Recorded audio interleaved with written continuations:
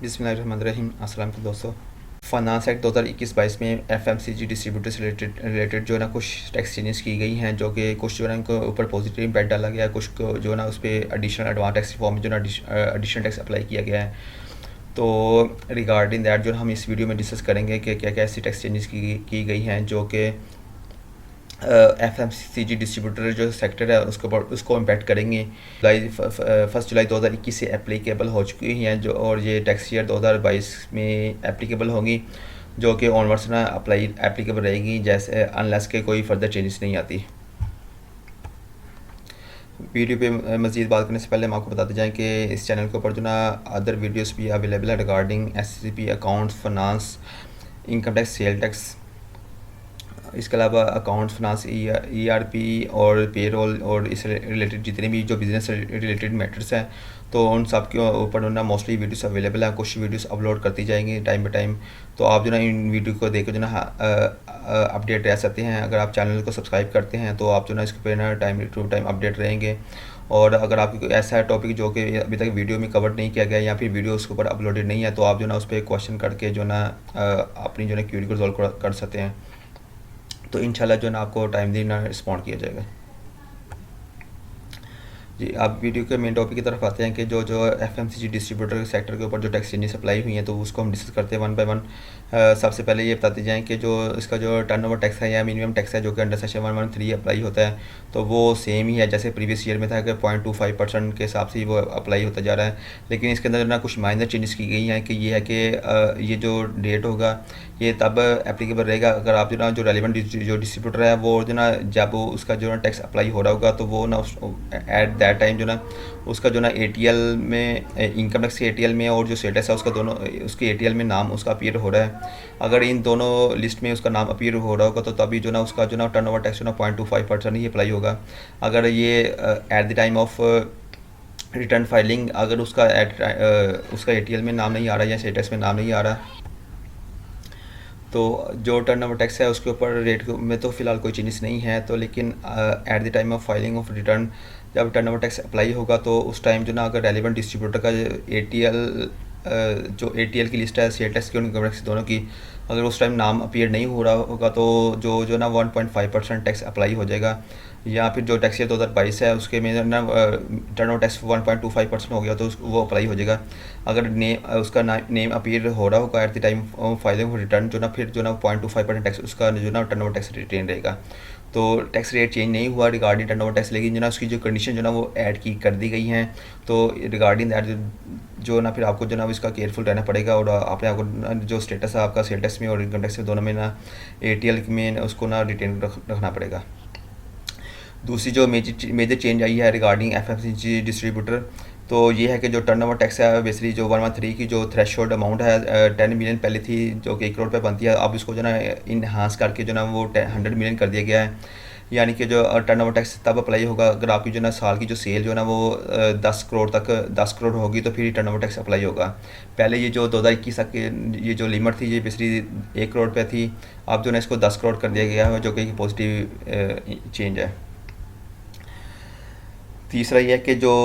Section 153 का जो reduce with hold tax rate है, तो पहले जो ना बेसिकली कंपनी के केस में 2% था, और अदर देन कंपनी जो कि इंडिविजुअल पी होता है वो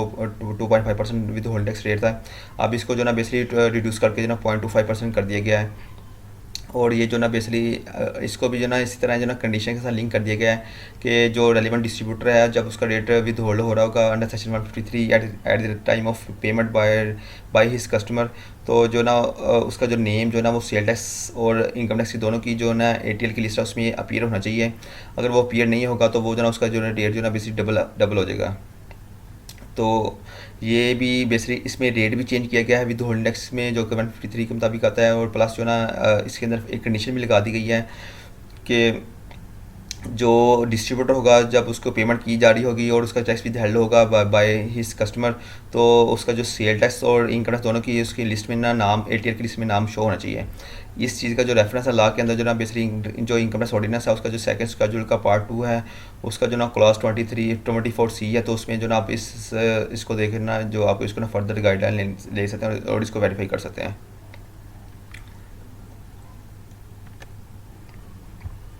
इसके अलावा जो एफएमसीजी डिस्ट्रीब्यूटर के रिलेटेड जो चेंजेस आई हैं फाइनेंस एक्ट 2021 में, उसमें जो ना रिगार्डिंग सेक्शन 236G और 236H है। 230 ये दोनों सेक्शन जो ना बेसिकली एडवांस इनकम टैक्स की को डील करते हैं कि यानी कि जो रेलिवेंट जो इसके मैन्युफैक्चरर होगा, जो डिस्ट्रीब्यूटर का जो मैन्युफैक्चरर होगा, वो जो इसको जब सेल करेगा तो वो ना एडवांस टैक्स अप्लाई कर देगा। अगर वो 236 के मुताबिक जो सेल कर रहा है तो वो उसका रेट डिफरेंट है। अगर वो 236H के मुताबिक सेल कर रहा है तो उसका रेट डिफरेंट है। पहले हम 236G को डिस्कस कर लेते हैं। इसके मुताबिक जो 236G का जो सेक्शन है वो बेसिकली ये डिस्क्राइब करता है कि जब कोई भी मैन्युफैक्चरर या कमर्शियल इंपोर्टर होगा, जब वो अपने डिस्ट्रीब्यूटर को, डीलर को या होलसेलर को वो चीज़ सेल करेगा तो उसने क्या करना है कि 0.1% जो ना वो उसने टैक्स एडवांस टैक्स कलेक्ट करना है रेलिवेंट डिस्ट्रीब्यूटर से या डीलर से। और वो जो ना उसकी जब उसको इन्वॉइस रेज करेगा तो उसमें ही एडवांस टैक्स अप्लाई करके उसमें ना कलेक्ट करना है और जो ना वो उसको पे कर देना गवर्नमेंट को ऑन बिहाफ ऑफ इस रेलिवेंट डिस्ट्रीब्यूटर या डीलर। वैसे इसमें रेट भी चेंज किया गया है। पहले रेट थोड़ा सा ज़्यादा था, अब जो है इसको कम कर दिया गया है, 0.1% कर दिया गया है फाइलर के लिए, और नॉन फाइलर के लिए 0.2% कर दिया गया है। और इसके अलावा जो ना इस ये जो डोमेन आती है 236G की जो सेक्शन है, तो इसके अंदर जो ना वो लिस्ट ऑफ आइटम्स को भी इंक्रीज़ कर दिया गया है, यानी कि इसका स्कोप भी बढ़ा दिया गया है। तो इसका स्कोप पहले ये था बेसिकली, इसका स्कोप जो है ना पहले ये जो आइटम्स ऑलरेडी इंक्लूडेड है, ये जो एक टेबल आ रहा है तो इसके लिमिटेड था, यानी कि electronics, sugar, cement, iron, steel products, fertiliser, motorcycle, pesticide, cigarettes, glass, textile, beverages, paint और फॉर्म प्रोडक्ट्स, ये जो आइटम्स है, लाइन आइटम्स हैं, ये सिर्फ इन्हीं तक लिमिटेड था। इसका स्कोप 236G का सेक्शन जो है उस तक लिमिटेड था। अब जो ना इसमें ना फर्दर आइटम्स ऐड कर दी गई हैं जो कि बेसिकली फार्मास्यूटिकल्स भी है, उसमें पोल्ट्री, एनिमल फीड्स के जो रिलेटेड आइटम्स हैं वो भी है, और एडिबल ऑयल एंड घी जो है उसको भी इसके स्कोप में डाल दिया गया है। कॉस्मेटिक्स से रिलेटेड जो आइटम्स है उसको भी डाल दिया गया है। ऑटो पार्ट्स की जितनी भी आइटम्स हैं उनको भी 236G की स्कोप में डाल दिया गया है। टायर्स है, वर्निशेस है, केमिकल्स है, और जो IT इक्विपमेंट्स होते हैं इनको भी ना 236G का जो सेक्शन है उसकी स्कोप में डाल दिया गया है।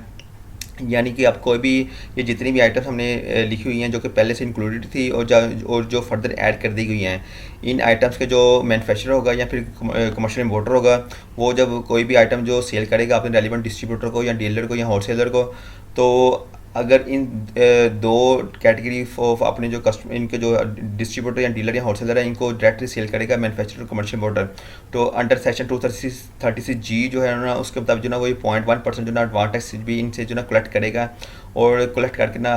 इनके भी यहाँ पे ना गवर्नमेंट को जमा करा देगा वो। बेसिकली ये एक एडिशनल चेंजेस हुई है, और इसमें जो ना काफ़ी ज़्यादा सेक्टर जो ना इस 236G के सेक्शन में भी ऐड कर दी गई हैं, और स्पेशली फार्मास्यूटिकल है और जो दूसरे सेक्टर हैं, तो ये भी बेसिकली जो इनके डिस्ट्रीब्यूटर्स होंगे और इनके ऊपर जो ना बेसिकली 236G भी अप्लाई हो चुका हुआ है। इसके अलावा सेक्शन 236H है, तो उसकी जो स्कोप है उसको भी इन्हांस कर दिया गया है। तो इसी तरह जो हमने 236G की जो लाइन आइटम डिस्कस की थी उसमें जो पहले आइटम इंक्लूड थी वो वाली, उसके अलावा जो ना फर्दर आइटम्स ऐड कर दी गई हैं, दोनों की सेम आइटम्स हैं, दोनों के फर्दर सेम आइटम्स ऐड कर दी गई हैं। तो जो 236H है, तो इसके मुताबिक जो ना कोई भी मैन्युफैक्चरर है या डिस्ट्रीब्यूटर है, डीलर है या होलसेलर है या कमर्शियल इंपोर्टर है, वो जब ये रिटेलर को सेल करेगा या फिर किसी दूसरे डिस्ट्रीब्यूटर, डीलर या होलसेलर को सेल करेगा, तो उसने जो ना इन लाइन आइटम पे जो इसमें बेसिकली FMCG आइटम्स भी ऐड है और अदर देन FMCG आइटम्स भी ऐड है। तो जो भी FMCG डिस्ट्रीब्यूटर होगा इन रेलिवेंट इन दैट को, तो कोई भी मैन्युफैक्चरर, डिस्ट्रीब्यूटर, डीलर या होलसेलर या कमर्शियल मोटर का या फिर डायरेक्टली रिटेलर को अगर वो सेल कर रहा है, या फिर अगर वो किसी और डिस्ट्रीब्यूटर को, डीलर को या होलसेलर को सेल कर रहा है, तो इन्होंने इनको सेल करते हुए ना इनसे ना 0.5% टैक्स भी हेल्ड करना है। अगर वो फाइलर होगा, अगर वो नॉन फाइलर होगा तो इनसे ना 1% टैक्स जो ना advance income tax with held करके जमा करवा देना गवर्नमेंट को। तो ये बेसिकली मेजर चेंजेस आई हैं रिगार्डिंग टू FMCG डिस्ट्रीब्यूटर्स भी है और अदर देन FMCG डिस्ट्रीब्यूटर्स है। तो ये इसमें सारी की सारी जो ना लाइन आइटम्स जो ना मेंशन है, तो ये इन सबको ना बेसिकली इम्पैक्ट कर रही है, और इनके जितने भी बिजनेस है और जो भी इनकी पूरी की पूरी सप्लाई चेन है, इन सबको जो ना इम्पैक्ट कर रही है विद रिस्पेक्ट टू जो ना एडवांस इनकम टैक्स। आपको बताते जाएं कि जो एडवांस इनकम टैक्स कलेक्ट होगा ऑन बिहाफ ऑफ डिस्ट्रीब्यूटर्स या टेलर्स बाय मैन्युफैक्चरर या commercial importer under section 236G, और जो अंडर सेक्शन 236H है, इसका मतलब जो भी एडवांस टैक्स कलेक्ट होगा तो बेसिकली ये जस्टिफाइबल होगा तो ये जस्टिफाई का मतलब है कि जब ये एडवांस टैक्स ये पहले कलेक्ट तो हो जाएगा,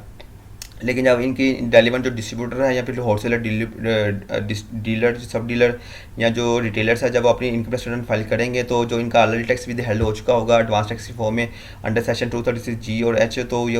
वो जो ना इनका जो एनुअल टैक्स लाइबिलिटी बनेगी तो उसके अगेंस्ट ना बेसिकली वो टैक्स एडजस्ट हो जाएगा। जी, ये वीडियो हमारी रिगार्डिंग जो ना एफएमसीजी डिस्ट्रीब्यूटर्स के जो टैक्स चेंजेस जो अप्लाई हुई है अंडर फाइनेंस एक्ट 2021-22 के मुताबिक, तो ये वीडियो इधर तक की थी। उम्मीद है कि इससे जो ना आपको